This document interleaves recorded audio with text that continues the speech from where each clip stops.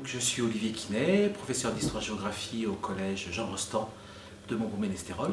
C'est un collège essentiellement rural, en Dordogne, à la limite de la Gironde, avec un public quand même assez défavorisé. Ces élèves-là ne sont pas des foudres de guerre en termes de travail. Voilà. Certains de nos élèves, leur grande ambition, c'est d'être coiffeur à Montpont, coiffeuse à Montpont par exemple.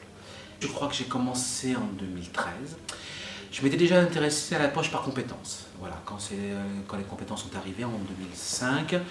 Et puis surtout, j'ai lu une interview qu'avait fait Anthony Lozac, de l'ancien directeur du CRDP d'Orléans, et qui disait « Enseignants, vous ne survivrez pas à la simple transmission de connaissances ». Avec Internet qui arrive, et là ça m'avait quand même pas mal marqué comme prof d'histoire-géographie. Et ces textes-là ont vraiment fait tilt chez moi. Mais comment arriver à boucler le programme et arriver à prendre du temps pour aider les élèves, les mettre en autonomie, les faire travailler, faire des tâches complexes, faire des infographies, etc. Et ça ne marchait pas.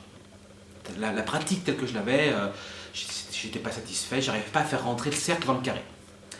Et puis, ça devait être en janvier, je pense, 2013, un article de David Bouchillon qui parle de la classe inversée.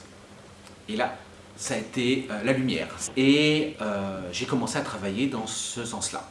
Donc j'ai réellement commencé à travailler pour préparer mes cours au mois de mai-juin, en me disant, bon, on va y aller doucement, on va commencer par une classe de 4e, donc j'ai commencé à préparer le programme de 4e là-dessus. Et puis pendant l'été, je me suis aperçu que c'était ça que je voulais faire. Et donc j'ai basculé dans tout mon été l'ensemble de mes cours en classe inversée. Les deux premiers mois, j'ai beaucoup transpiré. C'est-à-dire que c'est un dispositif quand même qui est assez particulier, qui change notre rapport aux élèves, le positionnement de l'enseignant dans la classe, et puis il y avait tous les problèmes d'abord techniques. Mes capsules n'étaient pas bonnes, je parlais trop vite. Donc il y a eu tout ce travail-là technique qui n'a pas fonctionné. Et puis on n'avait pas encore complètement envisagé à l'époque le quiz qui est adossé à la classe inversée. Les tâches que je leur demandais étaient cognitivement encore trop compliquées. On est bien d'accord que la classe inversée, c'est renvoyer à la maison tout ce qui est cognitivement bas pour pouvoir être sur les tâches cognitivement hautes avec l'enseignant, avec le spécialiste qui va les aider. Or, je leur demandais par exemple de prendre des notes sur une vidéo, à des 5e ou des 4e. Résultat, voilà, c'était vraiment pas très bon. Alors, comme d'habitude, un bon tiers qui avait fait sérieusement le travail, et puis d'autres qui l'avaient fait vite fait, et puis d'autres qui avaient copié sur ce qui avait été fait pour montrer que ça avait été fait. Donc j'ai dû trouver des solutions pour arriver à intégrer réellement la capsule dans le cours et qu'il soit vu, puisque j'estimais que c'était important. Et ça a été des quiz qu'on a mis petit à petit en place. D'abord des quiz papier, puis après avec les outils Google, par exemple, des quiz numériques qui ont permis de régler en tout cas ce problème-là. Et puis je pense que quand on commence en classe inversée, la difficulté, c'est vraiment d'être bien dans sa classe inversée. Or, quand on débute, on pagaille quand même pas mal en tant qu'enseignant. Et donc quand on n'est pas très sûr de soi, l'expliquer aux élèves, le faire comprendre, est une réelle difficulté. Donc ça demande du temps. On parlera des conseils, mais le premier conseil que je donnerais à un collègue qui se lance dans la classe inversée, c'est savoir qu'on va peut-être d'abord échouer, que ça marche sur le long terme, et qu'il faut se donner le temps de la mettre en place.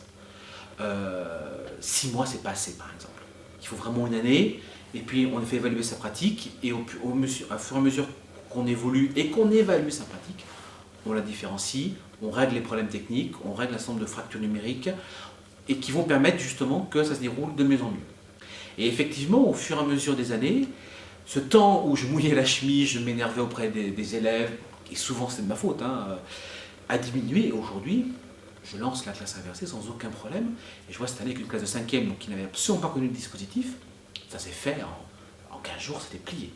Parce que voilà, je maîtrisais le dispositif, je savais leur expliquer, les outils que j'avais mis en place, je savais qu'ils fonctionnaient, j'avais vérifié un certain nombre de choses, et donc on pouvait à ce moment-là s'appuyer sur le travail à la maison de la capsule pour pouvoir faire d'autres choses en classe.